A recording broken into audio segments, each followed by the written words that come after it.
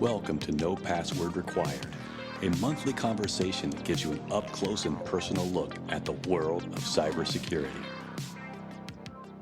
All right, hello and welcome to No Password Required, a podcast dedicated to exploring the minds and personalities that make up the field of cybersecurity.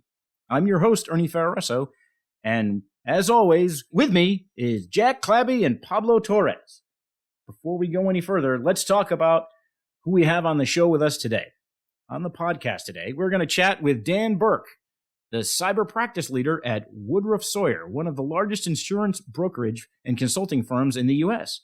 Dan is a positive-minded family man who believes every day is going to be the best day, and the next shot will always be his greatest golf shot.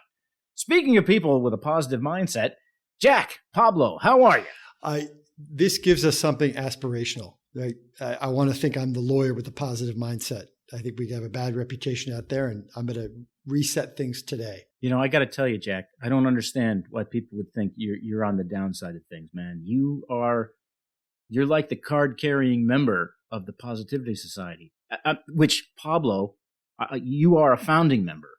I mean, I have to say that, you know, we talk about positively. We are a beacon of hope in an otherwise dark world. We don't deal in FUD here in our cybersecurity discussions. Well, I'll tell you, I think the only downside is that, you know, I'm a cybersecurity response lawyer. And so I get calls from clients and they say, "Hey, Jack, great to talk to you." And I say, "Great to hear from you too. And I'm sorry it's under these circumstances." Because almost every time they call me, there's a problem. No one's like, "Hey, Jack, calling you because everything looks good. We haven't had any alerts on our systems and there's no ransom being demanded. Just wanted to tell you to keep up the good work."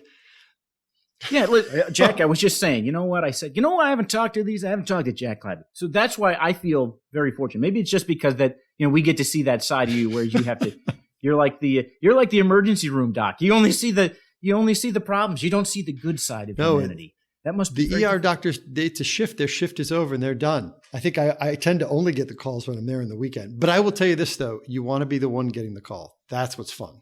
It is fun to get those calls because you know you can help. And I think that maybe is what makes the job a cool one and one that I like. I think one day when I retire, I'll stop getting those calls and then I'll start feeling bad.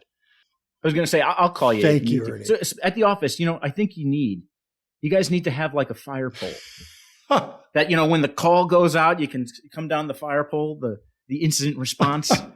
I think you should do it regardless if you don't even leave the office. You just go down to the second floor. We do have a bell we ring sometimes. We have a bell we use for if you win something, you can ring the bell, which is good. But, you know, I think that's one of the things we want to talk a little bit about today is, you know, when you have a win, do you crow about it to some degree? And so we've been talking the last couple of weeks, I think like everybody in the community has been, about the Colonial Pipeline incident.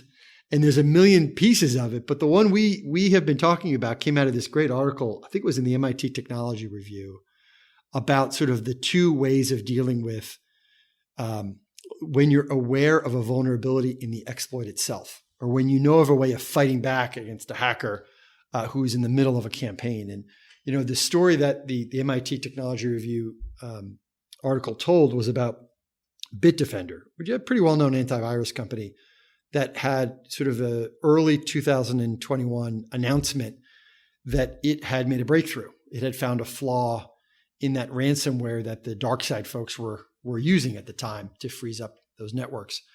And I think they thought that they were doing a service, right, to the community that was out there. And they thought by exposing this flaw, they were making it more likely that the bad guys' efforts would be thwarted. You know, but what the dark side folks did was they took in that intelligence and they, you know, posted, you know, "Thank you very much to the folks at Bitdefender for helping us fix our issues." And so they took it and they then made their ransomware more effective by closing the loophole that the folks at Bitdefender had talked about. And, you know, there's no right answer to this, but the contrast there was there was another group of researchers who had found the exact same sort of flaw in the dark side ransomware. And instead of publicizing it, they were sort of quietly going about their business, helping folks who were hit with it. And I think part of that discussion is, all right, you know, if you're these other researchers, it's Fabian Wozar and Michael Gillespie, according to the article, those other researchers, you have to know how to find them. So it's a little bit like the A-team. And I think that was where Bitdefender came out. And in Bitdefender's position, as I understood it from the article, was, what if you don't know to call these specific researchers and you're just a regular company and you don't have these contacts? And so I can see it going both ways. And, Ernie and Pablo, what do you guys think about this? Is there a right answer to this? Well, I'll tell you, so it's funny you mentioned that. That's in my previous life, that's what we dealt with a lot was, sources and methods, and how do you quote sanitize the information so that you can get it out to who needs to know in a manner that doesn't compromise the source. And then in some cases, one of the classic stories, I don't know if it's urban legend or not, is about when they cracked the Enigma code in World War II, and the convoys crossing the Atlantic. They would only quote save a certain percentage of the convoys because they didn't want because they knew that if they had saved them all, the Germans would know that they're reading the messages, and so they would change it. Yeah. So again, I how true is that? I don't know. But it's that same thing. It's exactly. It's how do you come up with a way that, okay, you've identified a vulnerability in this ransomware that can be exploited to protect people. How can you share that with people without letting the attacker know that they've got a vulnerability in their system? So that's there's no right answer. I think in this particular case, I can't fault Bitdefender for doing it, because you know what? Hey, guess what? At least you're going to stop that bleeding. And, because maybe they would pick up at it, maybe they wouldn't. You can't control what Bitdefender does, but you're trying to do the rest. They make it aware to everybody. That's right. And get the word out about it, because to some degree, I mean, look, these bad actors, when they're operating at a high enough level, are aware of the success rates, and they're aware that if their stuff is decrypted without them having provided the decryption key, that it had to have come from somewhere sophisticated, and they're going to be able to, often look at that and figure out how it's happened. So they're going to be able to, I don't know what reverse engineer or whatever the term is, they can sometimes do it on their own. And so you don't lose too much by publicizing it. I mean, over the years of doing this, since I've been in the private sector, there have been a number of really interesting forensics tools that have come and gone. And there were some, I remember, that were associated with, again, all on the private side, some that were associated with figuring out maybe where a bad guy had gone in an email account. That was super useful. And then one day it wasn't there anymore. And I still ask that question anytime I talk to an incident response vendor. I say, do you have anything that would help me know where a bad guy went in a Windows environment? And their answer is, oh man, that was awesome, wasn't it? We did. It was so cool. And they had a couple of different tricks for that. And that's, not presently something I'm aware of occurring. So if you're listening to this and you have a tool, it's Jack Clabby. Look me up and call me up and tell me you've got it again. Because please, care of Ernie Ferraresso. Yeah. But that's it. I mean, because nothing gold can stay. If you have something that's really good, that's right, and its advantage is catching a bad guy, the bad guys will eventually figure out it. If it's good, if it really is good, it's going to get figured out. So you don't have a long shelf life for a lot of these tools. Yeah, and that I think is the challenge, is the speed at which all this can happen. What you got, Pablo? I would have to say, I mean, with the Bitdefender story, I understand why they want to publicize this, and it's to reinstill confidence within what I'm going to really group into the supply chain management. And let's take into consideration all these institutions and all these corporations and all these different distribution hubs who rely on technology to get things from point A to point B. They're concerned that their business model is going to be impacted by some ransomware group or some just APT group or just a group of prolific hackers who are just looking for a payday. They're concerned that this is going to disrupt their operations. And having Bitdefender publicize that, hey, look, we were able to crack this. We were able to find a way to stop this nefarious group from targeting these high net worth companies and allowing business to continue is only going to stoke the fire a little more. And it's going to make it so that these groups are going to take that information. The work was already done for them on the back end testing. They're going to further refine, come out with a 2.0, a 3.0, and a 4.0. And then they're going to start testing the 2.0 until it gets caught. And then, hey, guess what? We have a backup for that one too. And we're going to keep on continuing the madness that we started. It's going to be interesting to see what happens with the game of cat and mouse. Do I at all fault Bitdefender for sharing this information? Absolutely not. I understand that reinstilling the confidence in the society and in the community is good, but I think it's only going to push that line a little further, and we're only going to be exposed to a little bit more volatility within the cyber world. One of the things I have to wonder is, let's go back to the example would be the Eternal Blue things that were going on. So when they finally make that out, they publish this out. They put a bunch of CVEs and IOC, all this. They publish it out there. It is like now it's in the news. Hey, this is a big vulnerability. You need to fix it. And just what happens?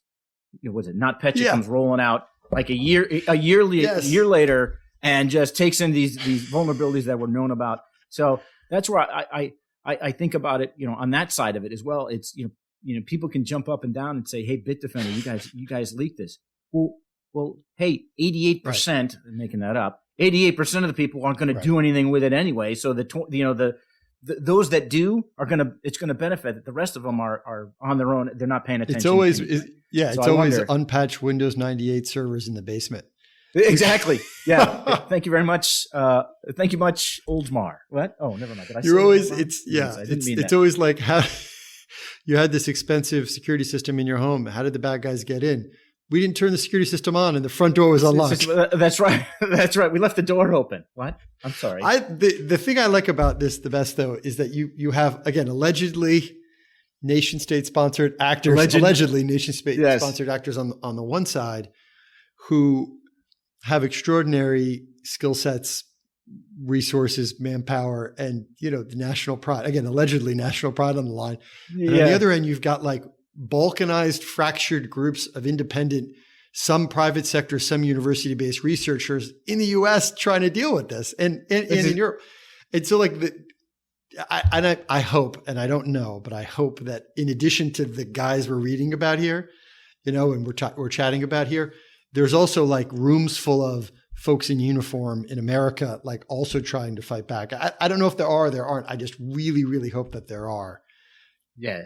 I have to believe that from both sides of the coin, the offensive and defensive side, that there are, I don't want to say legions because that implies a lot, but there's a lot of people doing these types of things. And that's why I think you see some of the debate about, well, we can't really respond here and there. But of course, it is the federal government and they're wrestling with things.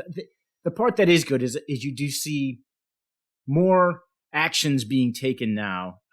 And I'll be interested to see how we go, because I think we're, for good or for bad, we're starting these types of things, ransomware, cyber. It's literally an everyday thing where you see something big being taken offline. The pipeline was one. I personally would have thought that it would have been the beer people. Yeah. I would have thought that would have had us up far more up in arms than the pipeline, and then what do they do? What do they go after next? Bacon. You believe that? The meat packing plant. I mean, you're talking, That's right. Really? They're thinking, what are those Americans wrong with these like? people? What are those Americans like? Bacon. Let's go after them. Coffee. What are they going to do? What They're going to cut off the Starbucks supply. That's right. Bacon and Starbucks. But that's what gets the hope is it's galvanizing that by going after the sort of symbols of what is the hot dogs and pickup trucks. Those are the two other, like, that's as American in apple pie factories. They're going to come after that. Well, that's where I'm going to look to. Pablo. What is so like I'm the guy with the gray beard here. Yeah, you're hitting.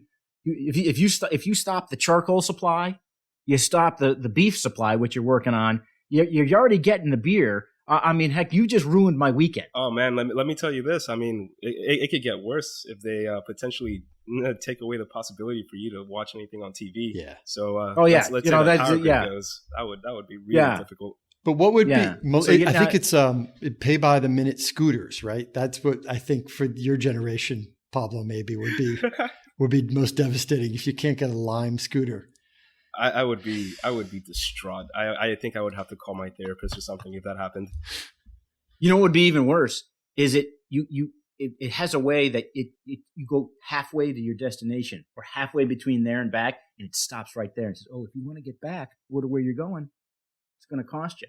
And actually, let's give those nefarious people some ideas because you could do that, right?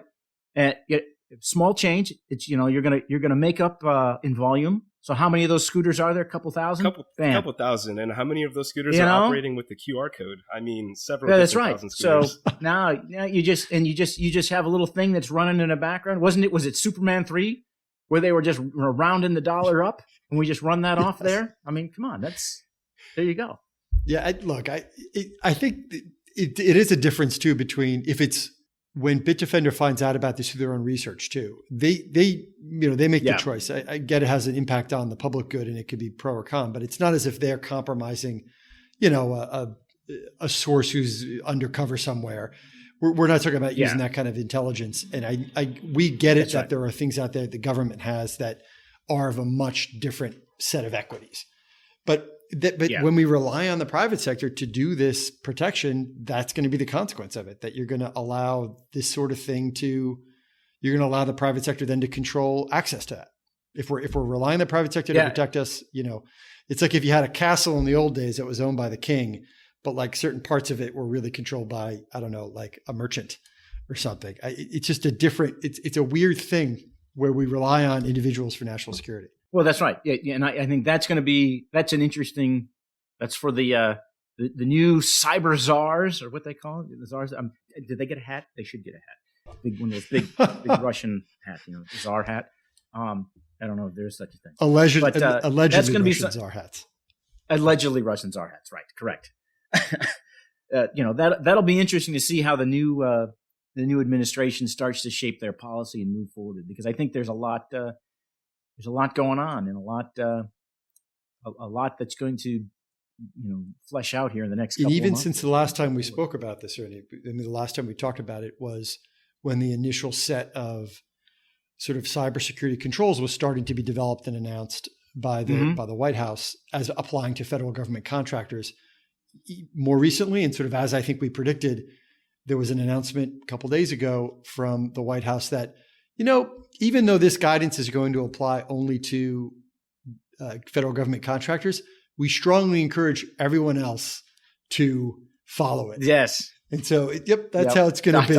Right, exactly. At some point, maybe it'll become a law. But it is funny how we're going to start with all the federal government contractors, but then we're going to encourage, nudge, push everyone else to go ahead and do that. So that's an evolving standard. It'll be interesting. And we're always happy to see evolving standards and norms get put out there, but it would be good, I think, if there's some industry specific contours to it, so we're not all protecting ourselves with the same wall.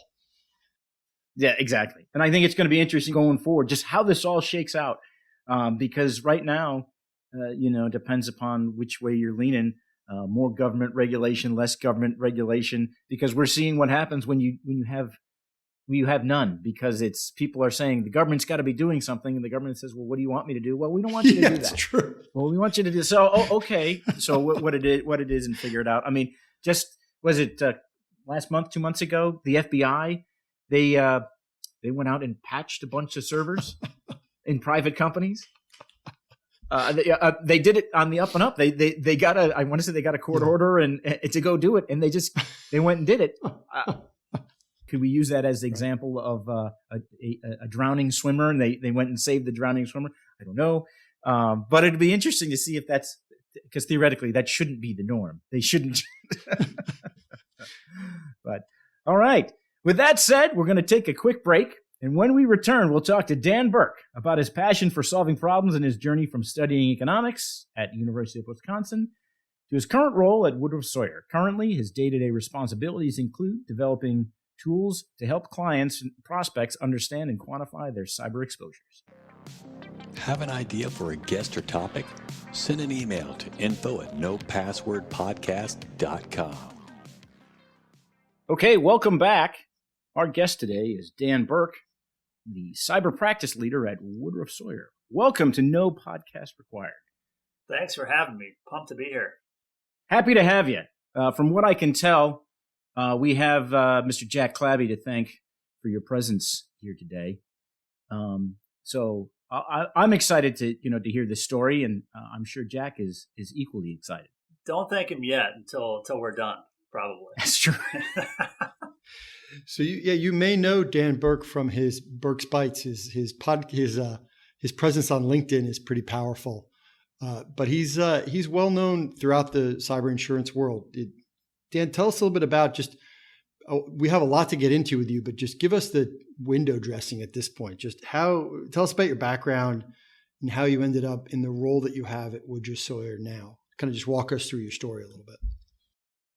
Yeah, sure. So my background is insurance, right? I've been an insurance guy my entire career. And I started right out of school in Chicago, and it's as simple as when I showed up on day one, they said, go sit over there. And over there happened to be the sort of errors and omissions, cyber liability insurance group. And so as an underwriter at a company called ACE in Chicago, they're now known as Chubb. And really, that's where I got my start. I showed up day one and sat over there and started learning. And so spent 2 years with them in Chicago, underwriting professional liability. Cyber risk was pretty nascent at that time. This is back sort of 2006, right? The California data breach notification law was really the only thing driving any kind of interest in cyber risk. And from there, in 2008, I moved out to California, to San Francisco, with ACE, sort of took an underwriting role with them in California, allowed me to focus a little bit more on the technology sector, being that was based in the Bay Area.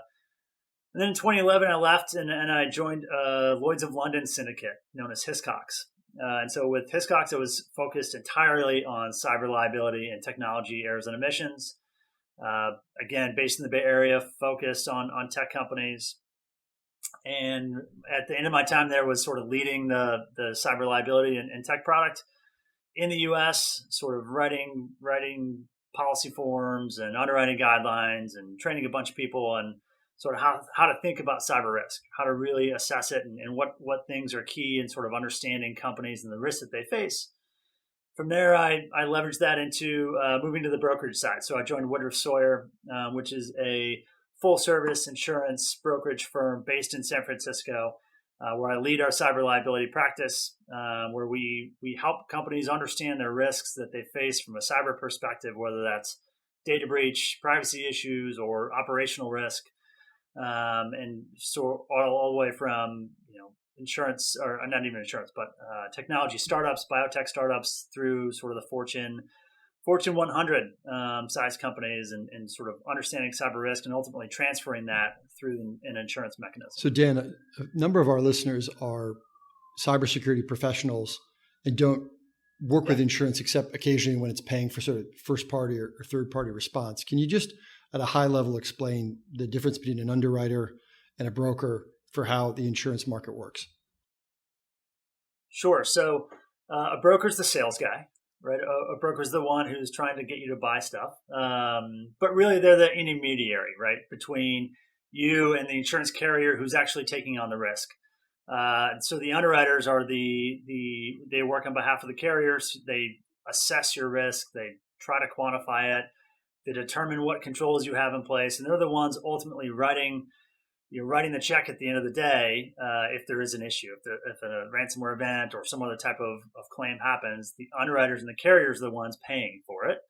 The brokers are the ones that sort of bring the expertise and the knowledge base and the understanding of the insurance community to the table that helps you, one, present yourself in the best way possible as a company who's looking to buy insurance, and two, make sure that you're not buying something that's not going to respond. And so you want to make sure that you've got somebody not only understands the coverage and that it's going to work the way it's intended to work, but two, knows market well enough to put you with the carriers that are going to pay when they're supposed to pay. You recently blogged that about nation state actors are behind some of the largest security breaches, and then it's the private sector that ends up paying the costs. Can you elaborate a little bit more on that and how that is? Because I believe you. I mean, but I'd like to hear your thoughts on a little bit deeper than that.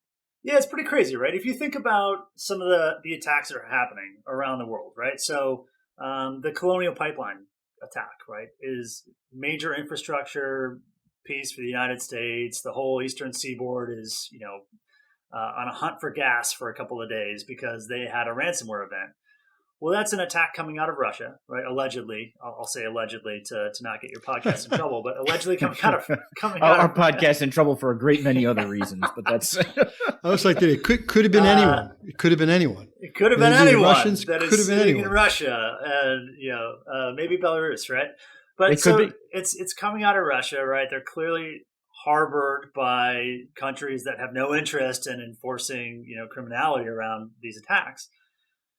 But it's done in a way to destabilize certain elements of either the U.S. economy. We saw it in the NotPetya attack, destabilizing the Ukrainian economy, right? So there's just all these attacks, and it ends up that it is the private sector that's paying for it, right? So it is Russian government, Chinese government, North Korea sometimes, where they're launching these attacks. They're destabilizing certain sectors of some Western government or Western economy, right? In this case, the United States. And it's a private company, Colonial Pipeline, who's got to pay $4.4 million in Bitcoin to make it all go away or to make it better, right? And ultimately, it's the insurance community who's insuring a lot of these companies that are paying ransoms, cyber ransoms, and thus you've got the private sector really fighting this what is a modern day war, right? It's modern day warfare. Is there's no more tanks lining up and shooting at each other, right? It is a lot of this geopolitical strife that's happening is done over in cyber warfare, and so it's the private sector that's ultimately paying for the damage caused by this geopolitical strife that's happening. And I think it's really interesting when you look at it in that context, right? Around how is it that we can expect an insurance community to keep paying these losses when it's really, these nation state actors who have more resources, more funding, more everything, more technical ability to launch these attacks and it really commoditize it in such a great way that, it makes it very damaging and thus, the private sector is footing the bill. I think it's really interesting. I think there's been a lot of calls recently in the insurance community, in the government sector, even around a public-private partnership and some sort of federal backstop for the way there is for terrorism insurance, right? Around an insurance solution to support companies as they go through these problems. And it's a problem. Ransomware is a problem, right? For every company, for insurance companies. There's a high-profile insurance company who allegedly paid a very large ransom amount for their own event, right? So it's been a problem, and it's a really interesting dynamic to me around this dichotomy of federal governments or nation-state actors and private companies that ultimately pay the price. Is that something when you think about a new client to the brokerage? Woodruff-Sawyer is talking to a tech company that could be considered critical infrastructure because it provides cloud services or it helps with telecom versus, an internet-based retail company that has risks to, personal data exposure, account takeover, payment diversion fraud, but isn't going to be, targeted by a nation state actor. That seems to me like you've got the nation state actor targets, you've got the pipelines, the energy producers, the tech companies, and then you've got everybody else where it's just personal information. Do you try to bucket it in some way? Are those risks different to you? Do you think of it in those terms, Dan? You can think of it in those terms, but I don't bucket them differently, right? And I think it's actually one of the biggest misconceptions about cyber risk that exists, right? Is that like, I'm not a target. Like, why would a nation state be worried about me as a target? They're not. Like, they're not worried about you, but they're going to hit you if you've got weak controls, or if you're the low hanging fruit. Like, you're gonna, you don't have to be the fastest person, but you got to be faster than the slowest person, right? And so if you've got that low hanging fruit, you're a target. And frankly, many of the actors out there, harbored by nation states, supported by nation states, but really they're not out there to cause geopolitical issues. They're out there to make money. And DarkSide, who was behind the Colonial Pipeline attack, came out and said it. They're like, we are apolitical. We just want money. That's all we're here for. Now, they have since shut down, and there's a lot of reasons for that. Much of that money from the Colonial Pipeline was allegedly recovered by the U.S. government, which is a whole can of worms that I don't know we need to get into. But, it's just, there's this misconception out there of like, I'd never be a target, right? And we run into it all the time. It used to be that companies that didn't have data would say like, we don't have a ton of cyber risk because we don't collect personally identifiable information, right? We don't collect credit cards. We're good. And I think one of the things that ransomware has shown every company out there is that they are so much more reliant on technology to operate their business than they probably thought. And that reliance on technology is cyber risk, right? If that technology fails, your company shuts down for a little while, can you survive, right? Can you withstand, a week, 2 weeks, a month without revenue coming in the door because your network was shut down? It's like the CPA firms that 5 years ago, decided we're going to stop using email, right, to communicate with one another with our clients because we're collecting too much PII and email. We're going to move to the cloud. And they solved one problem, and now they're entirely reliant on a third-party service, and they're now exposed to ransomware in a way that they weren't before with segmentation and daily backups. So you're out of one and into the other. Yeah. There's no good solution, right? Like at some point, cyber risk just exists for every company out there. And, I'll say it until I'm blue in the face, but, I can, you can lead a horse to water. You can't force it to drink, right? Like I can tell you all about all the risks that you face.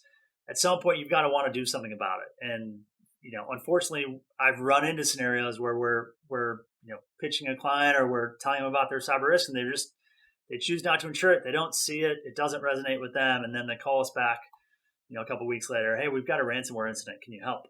Do you think we're at a tipping point, in where we're at with this? Because, in the past, I don't know, it's just at least this year, probably last 6 months. You're starting to see so many high profile, back early on, you'd call them quote business disruption events. And now we're just calling it's ransomware. Their entire businesses are being shut down. I can remember talking about this, 3-4 years ago, where people are saying, the same type of story. Well, I don't have any data, but people aren't coming to steal your data. They're coming to steal your business. Yeah. They're going to shut down your business. And so do you think we're getting to that point where it's, where companies are start to realize it? Because it seems that the federal government is starting to get its head around it. You're starting to see a little bit more, but I don't know. Where do you think we are? Are we still swimming upstream? Are we still, fighting the common good? Well, I'll just write a check for it after the fact. Or well, so I kind of have the opinion of like, how can we not be at a tipping point, right? I don't think what we're seeing right now, I think there's two things happening, right? One, ransomware has been bad for a while, probably going back 2 years, right? It's been pretty bad. High volume of attacks, the demands going up, right? And we've seen that in the insurance community. I think the insurance community sees a lot more of it than certainly gets publicized in the press. I think the tipping point that happened was, one, Colonial Pipeline drew a ton of headlines, right? And you talk about a gas shortage on the East Coast, where media organizations go nuts over anything on the East Coast. And I say that as a proud West Coaster now.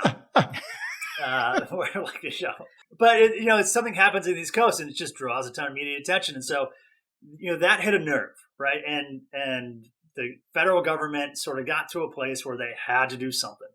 And I think it's really interesting. They're being so public about their response.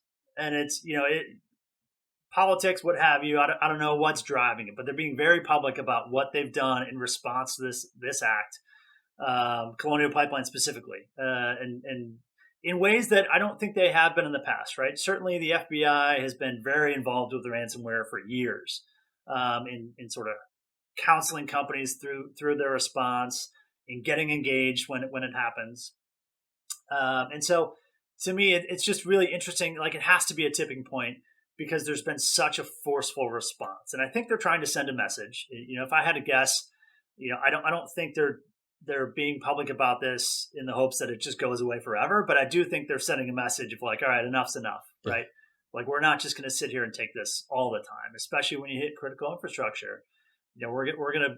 We've got some capabilities too. And I it's super interesting to me that they're being public about it.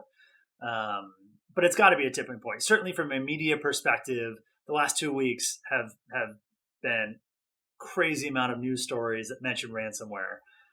It feels like you can't sort of turn around without being hit in the face with another article about what to do when ransomware strikes.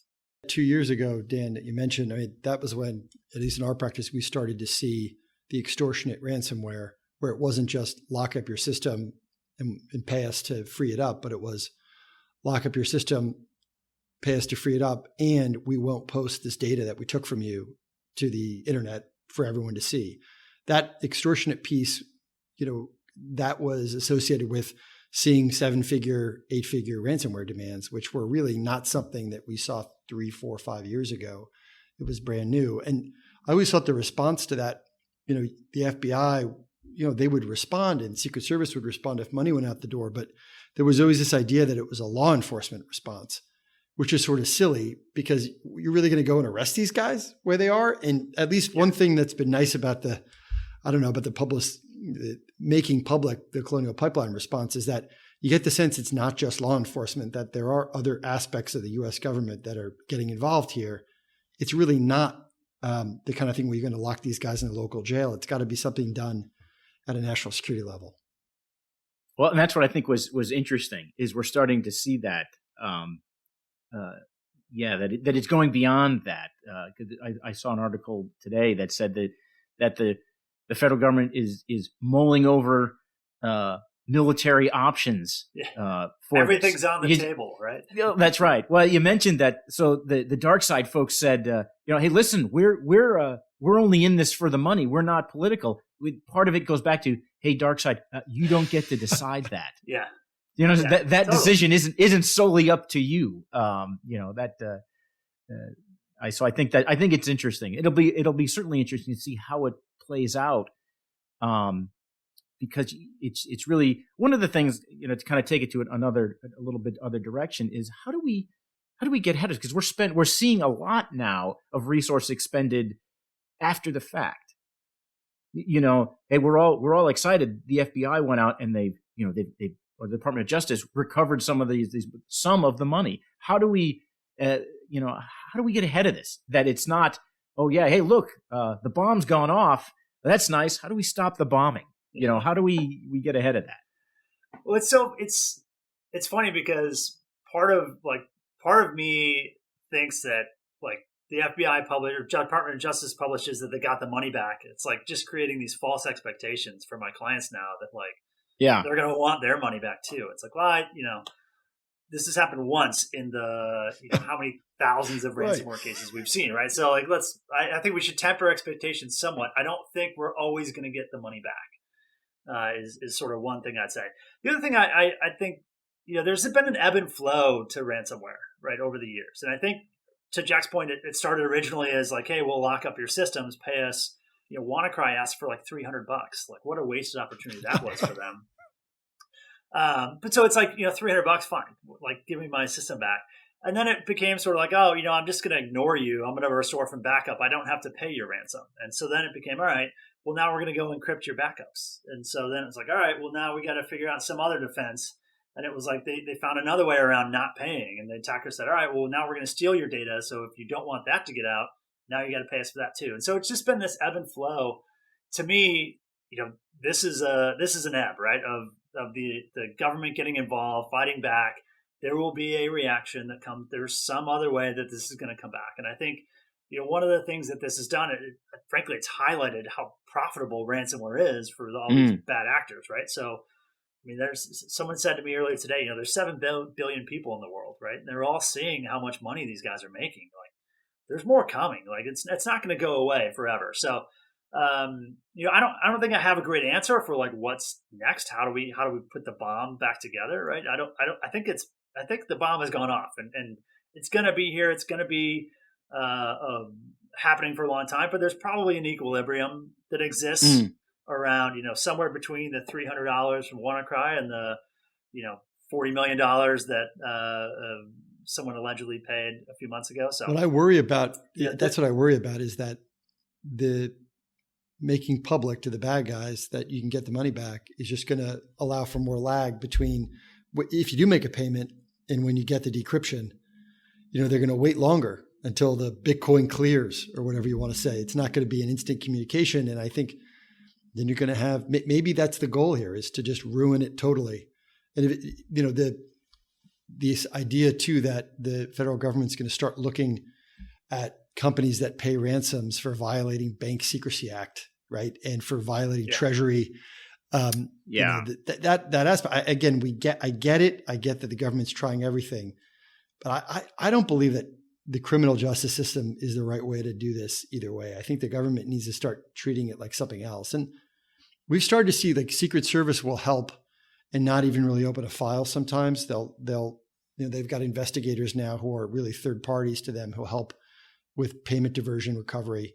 And they'll do it in a way that, it's not like they're getting subpoenas and things. They're just sort of helping on the back end. And I feel like that's the direction the government should go in if they want to try to help, is, because you get the scenario where you can get us, if you have a client who has a diversion of a payment or a ransomware and it's $100,000 of loss, they'll investigate, but you have an attempt at $40 million, but no actual loss. And they're like, nah, we're not going to come out of it because no one's lost money.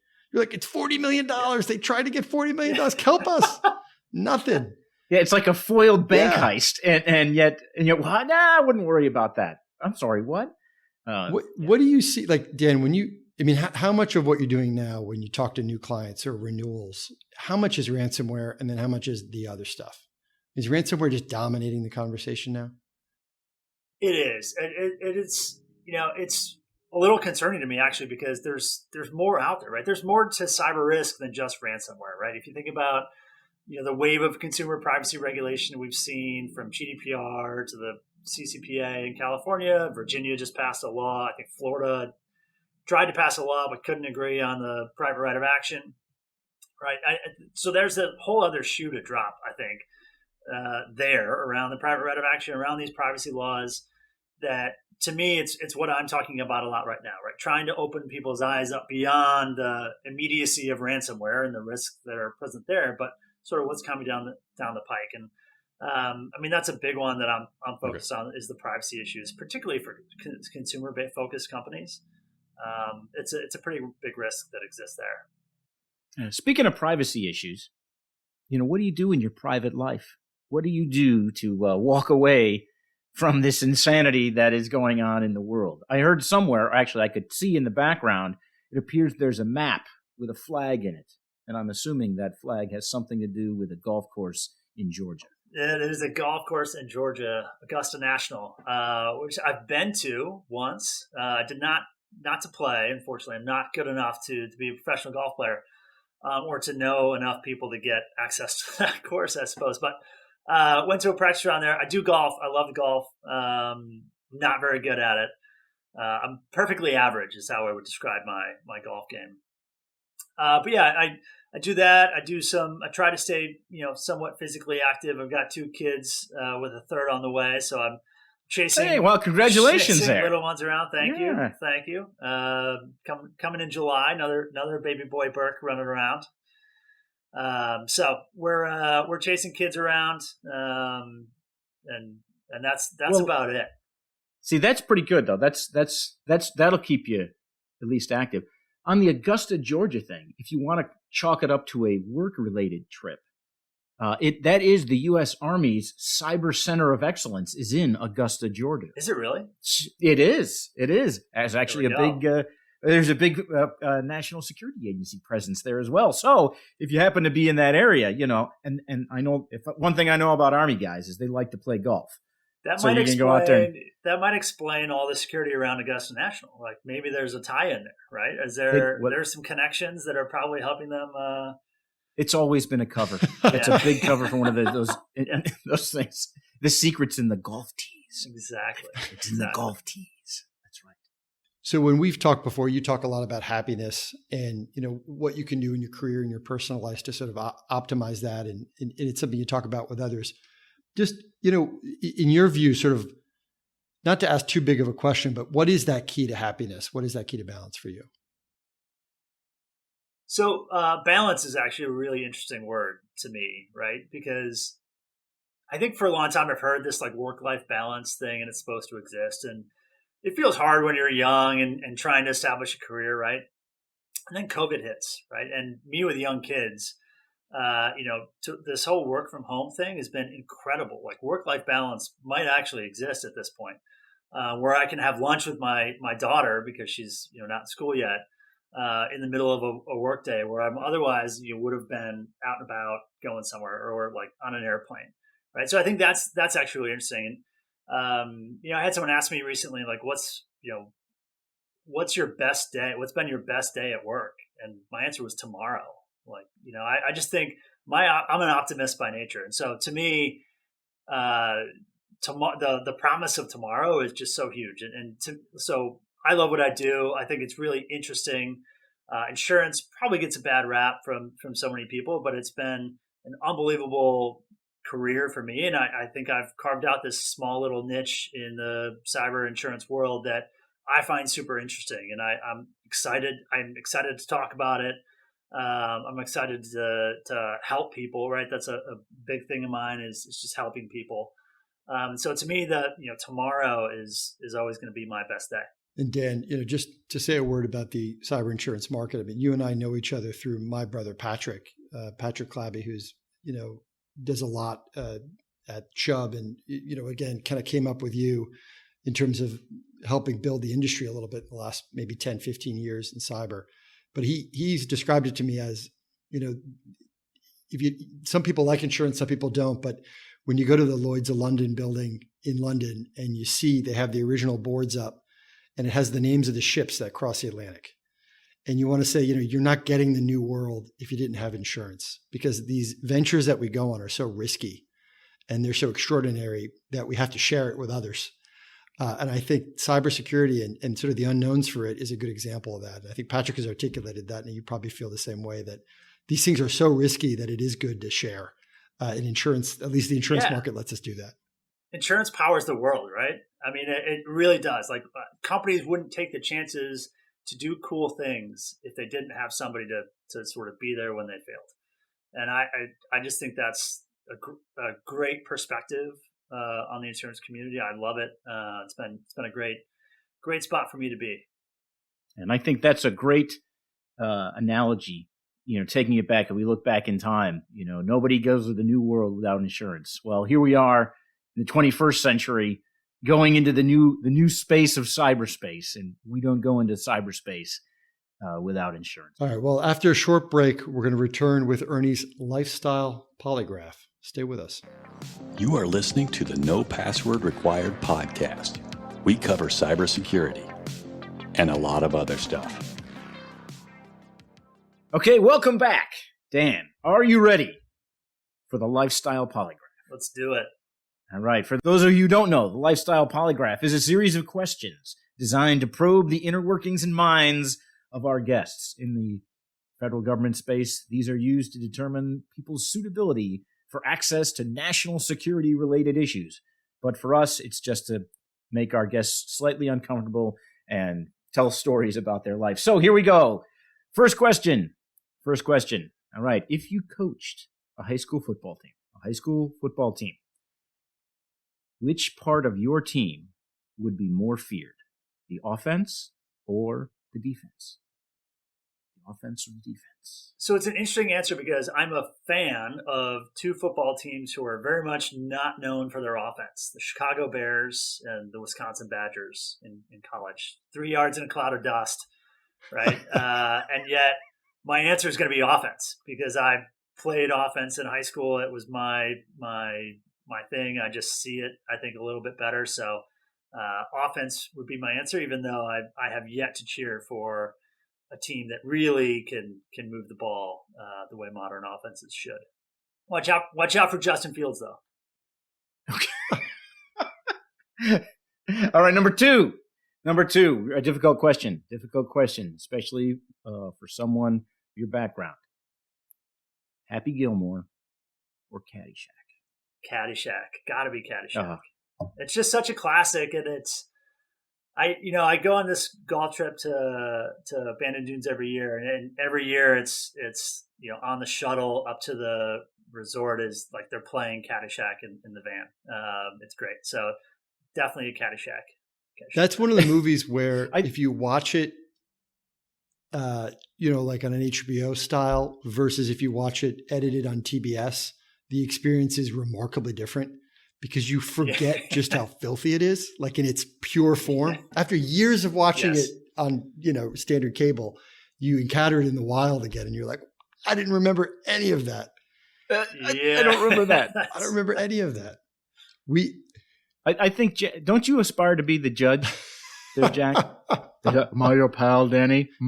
The one I think about the most, though, is the pool scene all the time.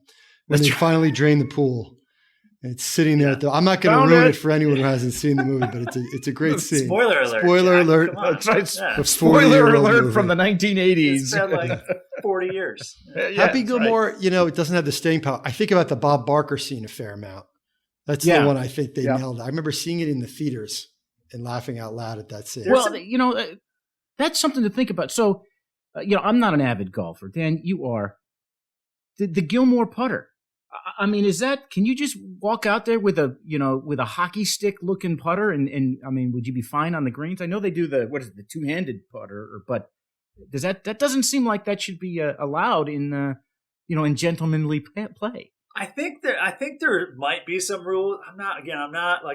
I'm perfectly average at golf, so I'm not playing competitively enough to know what all the rules are around putter styles. But I do know that Odyssey makes a version of the Happy Gilmore hockey stick putter.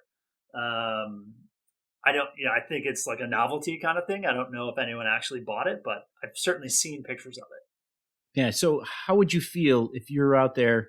You're stepping up to the first. You're out there. You drive it. Hell of a drive. You set it right on the green. You're up there. The guy you're playing with comes up and he whips out his putter and bam, it's the Gilmore putter. I mean, what do you think? It. I mean, I love it. I'd have infinite questions about how he got to the place in life that he had to use the Happy Gilmore putter. I like the idea of that walk-up drive too. Every once in a while, you'll be at a driving range and you'll see somebody pull that off, and you think, there's got to be a better motion that just looks it looks better than what we usually do. Like I know keeping your feet still is the right way to do it, but man, when you see somebody connect with something like that, it's great. I've spent more than enough time on YouTube and more recently on TikTok looking at folks hit drivers that way. And you strike me as a TikToker. Well, yeah, part of that, I'm just trying to bridge the generations here, Dan. That's it. I gotta be right. It's the perfect distillation of how I like to consume things, which is just the best 15 seconds. I don't know, Yeah. I just want to watch the last scene, just the pool scene of Caddyshack. Yeah. That's it. Then I'm done. That's it. Just Bill Murray picking up the candy bar or whatever it is. Hey, no, I did. Man. Come on. We'll edit that out in post. You did it. Yeah. Speaking of golf, we continue. All right, here we go. Because we all know Jack Clabby's power and influence. So if he could get you into St. Andrews, Pebble Beach, and Augusta, how would you prioritize that? Where would you go first? And the caveat is, would you take Jack with you? That's a whole we can talk about that, but he is my second favorite Clabby. And Patrick is not first, I'll tell you Just good to keep them ranked. It's good to keep them ranked and let us know. Let us know where we stand. Yeah. I mean, you got to work your way up the ladder. You got a long way to beat Christie, though. Shout out KC. I would say, Augusta National, if he could actually get me onto Augusta National, that's I think every golfer's dream. But to me, I've always wanted to play the old course at St. Andrews. I just think there's a ton of history there that's really cool and interesting to me. So that'd be my number one. Let's go to the old course, have a good time. I mean, it's public. You could play it if you willing to pay the money and travel all the way over there. I just haven't done that yet. I'm with you. I kind of would love, in terms of a trip, as great as it would be to play Augusta and probably move a lot of things to make that happen. I think if you're thinking about it as a trip, I think St. Andrews is a way to go. I mean, what a good time you'd have. Yeah. You'd probably get a couple of rounds in if you planned ahead. get to visit and go see some places to taste some scotch. Was supposed to go before COVID or during COVID. I guess COVID hit and we had to cancel the trip. But well, I can tell you, outside of Augusta, there's nothing.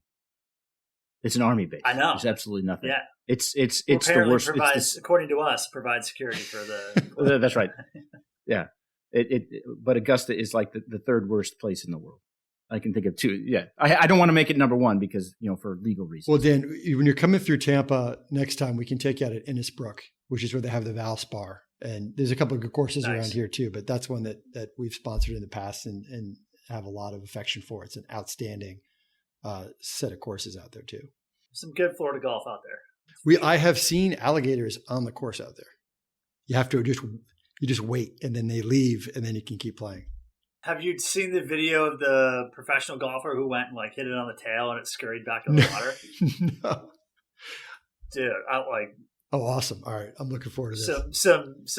Yeah. So listen, now we have to put the caveat now. No animals were harmed in the making of this podcast.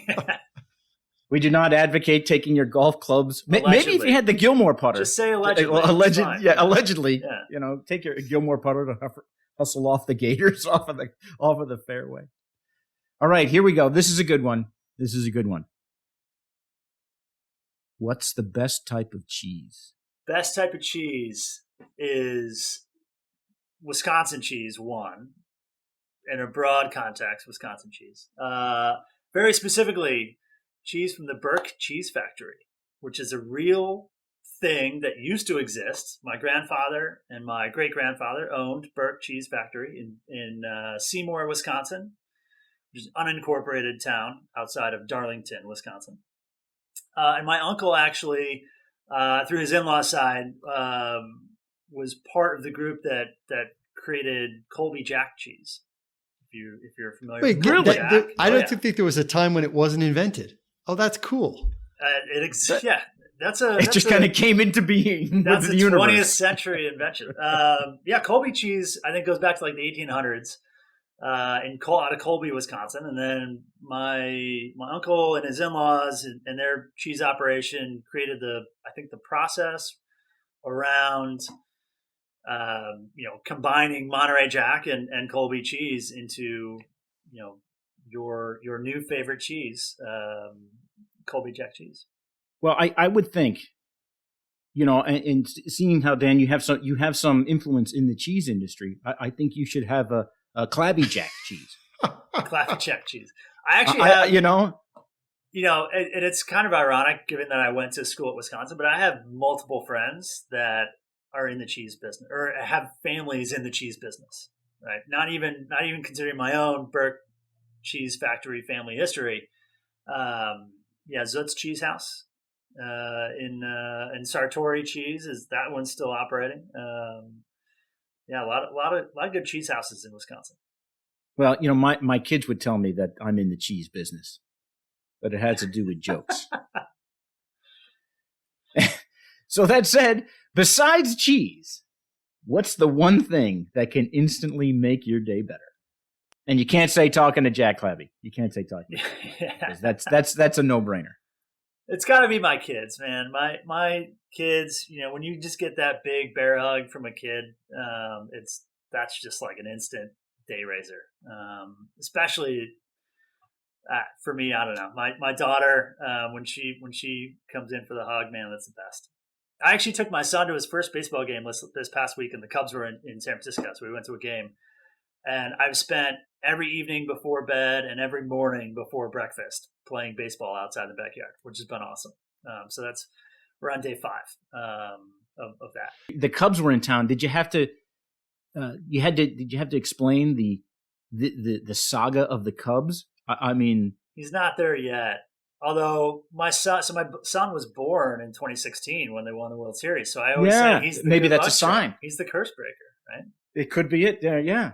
He had a lot to do with it. I'll say that. I think, listen, I've got a pen around here that's been keeping tigers away from me for years. I mean, I haven't been attacked by a tiger because I've had this pen. So, who's to say your son isn't the reason why the Cubs won the World Series? You never know. So are you going to, sometimes these things happen naturally, but are you going to have the kids be fans of the teams that you're fans of, or are they going to adapt the geographic sort of teams? No, we're indoctrinating very hard in my house. I think that's right. Yeah.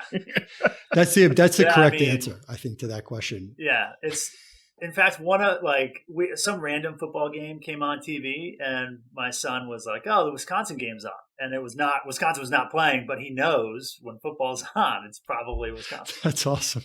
And just tell him, it's the team that's winning. It's the Jets. Yeah, that's them. It's the Wisconsin Jets. That's right. Yeah. Right. All right. So, we're a big fan here at No Password Required of revenge fantasies. Let's assume for this question that your golf clubs are not replaceable. They're irreplaceable. If your golf clubs were taken in the Liam Neeson version of your golf clubs being taken, what would you say to the thief in your sort of that Liam Neeson one phone call to try to intimidate the thief? Can I do the voice? Can I try to do the voice? You got to do the voice. I'm not very good at voices. But you have to do the voice. Don't know who you are. I'm certain. I don't know what you want. But if you don't return my golf clubs, specifically the putter, there will be consequences. You can keep the driver, it's worthless, but everything else needs to come back. That's excellent. That's good negotiation. Yeah. That's like a ransomware. Yeah. Keep the driver, can't hit it anyways. Good luck.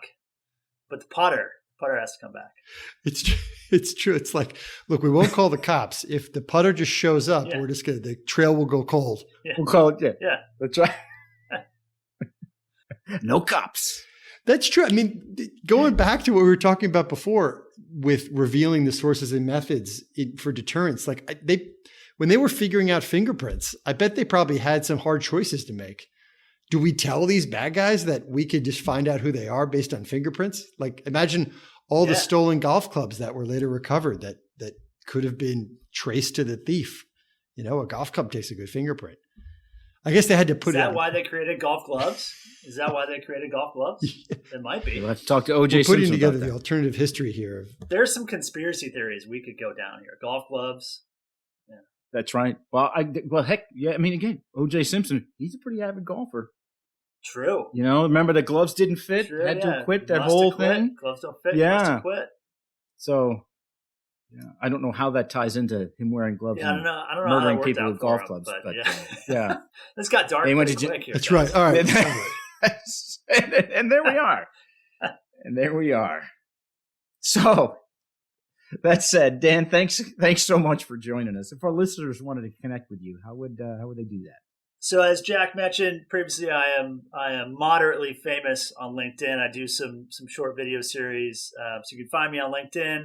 You can find me on Twitter at CyberDanBurke, and always at Woodruff-Sawyer.com, where I publish a bunch of articles and videos about all things cyber risk and insurance. I'll just say one thing too, Dan. We're obviously kidding around a lot here, but for those listening, Dan and his folks at Woodruff-Sawyer really know what they're doing, and they're involved in some of the largest and most complex placements going on today. So as much as we have a good time here, this is a thought leader that we had on today. And Dan, thank you very much for joining us. Guys, thanks for having me. This is a blast. All right, coming up next, Pablo Torres will do his best to lock in Winston Wolfe, a high-powered, no-nonsense consultant. Will the Wolf come and help us mitigate a threat that is pushing us beyond our limits? Stick around and find out. There's a place for everyone in the world of cybersecurity, and Pablo Torres plans to prove it. Welcome to Positively Cyber.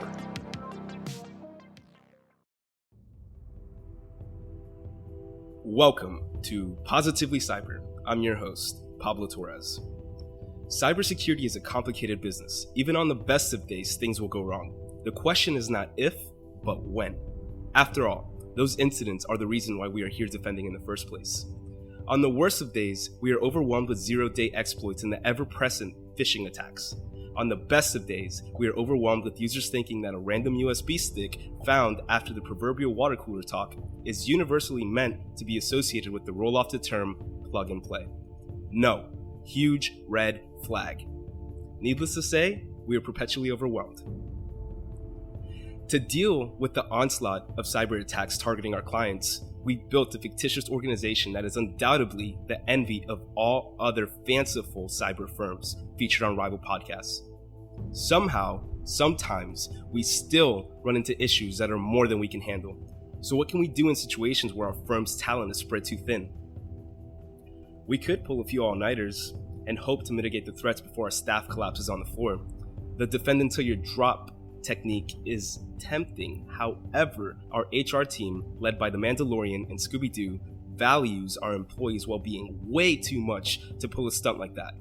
Besides, a sleep-deprived John Wick is not something that a well-run company would like to inject into an already volatile situation. With the most apparent option eliminated, what can we do? Is there anything that we can do?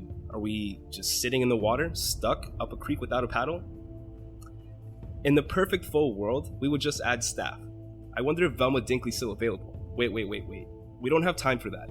It does not matter how many times Peter Quill tells us, "Be cool, honey bunny." We know that it's going to take more than what we got. So no new staff and absolutely no employee abuse. What's left? Everything seems to be stacked against us. There's only one option. We send in the wolf to help clean up the mess that was caused by the nefarious actors. Feel better? You should. The wolf executes. Let's get down to brass tacks, ladies and gentlemen. The clock is ticking. Let us get it straight. The wolf is not here to say please. He is here to tell us what to do, and if self-preservation is an instinct that we possess, we better do it quick. He is here to help. If his help is not appreciated, then lots of luck. He'll be happy to sip gourmet coffee elsewhere. Winston Wolfe brings an excellent freelance resume into the data loss prevention. With his expertise, we have to keep in mind that it's not going to come cheap. We are talking about a guy that only drinks $5 milkshakes, and when he is hungry, he isn't reaching for the affordable, delicious Royale with cheese. No, Mr. Wolfe prefers a more premium selection at the Big Kahuna Burger. You know, the big Hawaiian burger joint? Some of his more successful adventures include protecting the rambunctious Jules and Vincent from a potentially catastrophic situation. The wolf balanced cleaning up a Marvin-sized mess with keeping Jimmy's wife, Bonnie, who is due home at any moment, out of the volatile information loop. As intertwined as these tasks were, one had to take priority over the other. Like Bonnie, most people would freak after simply seeing a situation like this. As the wolf mentioned, that gives us exactly 40 minutes to get out of Dodge, which if you do what I say when I say it should be plenty. Wow. Talk about being assertive and efficient. Translate this into eradicating a malicious APT group from a client network. To say it simply, the wolf brings a distinctive edge that knows no boundaries or budget and is willing to do the opposite of what most companies would do. Instead of optimizing on profitability, the wolf imagines what could go wrong and then solves it. Talk about priceless. If he is curt with us, it's because time is a factor. The wolf thinks fast, talks fast, and needs us to act fast if we want to get out of this. So pretty please, with sugar on top, let us get the job done and clean up the network. Welcome aboard, Winston Wolfe. Let us get down to business. That, ladies and gentlemen, was Pablo Torres. Winston Wolfe. I mean, he's an icon. Just let's just think about that. Again, the statement, if I'm short, it's because time is of the essence. I mean, he is heads up our incident response as a freelance, but like you say, he's not cheap. So what do we do? Do we keep him on retainer or do we bring him in after the fact? I mean, how do we get the business relationship straight with him? Oh man, we better have a damn good espresso maker. But all jokes aside, I think keeping someone of that caliber who is that meticulously proficient makes sense to have on retainer. It's not, at least in my professional opinion, sound business to wait until after the fact to respond to something that's going to critically damage your business continuity plan or that's going to really affect your disaster recovery plan. I think if you notice something and if it's something that's that bad and you have someone with that caliber of skill, it's best to get them engaged early and let's go ahead and start patching up those holes, or better yet, just start updating the software that hasn't been updated because your tech guy decided to go on break instead of updating Windows Defender. Yeah, and that's right. It's you don't want to have to call in the wolf, because if the wolf comes in, something bad's already happened and it's beyond what you can do.